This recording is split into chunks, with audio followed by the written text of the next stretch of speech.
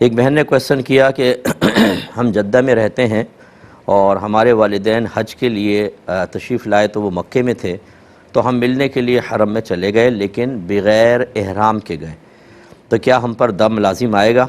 کیونکہ ہم نے آپ کا پروگرام بعد میں دیکھا کہ میقات سے بغیر احرام کوئی اگر گزر جائے تو اس پر دم لازم ہو جاتا ہے۔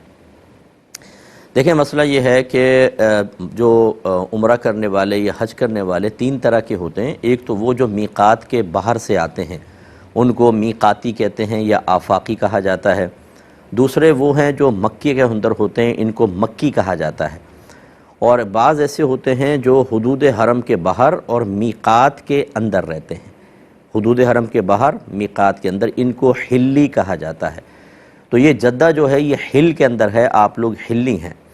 تو اب بس اصول یہ ہوتا ہے کہ جو میقات سے باہر سے آئے گا، جس کو آفاقی یا میقاتی کہا جاتا ہے، وہ اگر مکے آنے کا ارادہ رکھتا ہو، چاہے حج کے یا عمرے کے ارادے سے ہو یا ملاقات کرنے، بزنس کرنے، کچھ زیارتیں کرنے آئے، اس پر احرام کی پابندی لازم ہوتی ہے۔ یہ میقات والے کے لیے حکم ہے۔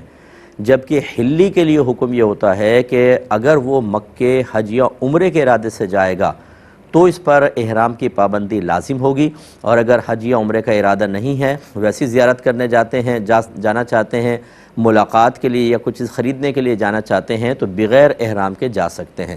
لہذا جو آپ نے مسئلہ سنا وہ میقات کے بارے میں تھا، لیکن آپ نے سمجھا کہ شاید حدود حرم ہماری میقات بنتی ہے، اس وجہ سے یہی حکم ہوگا، لیکن حلی کا حکم علیحدہ ہوتا ہے۔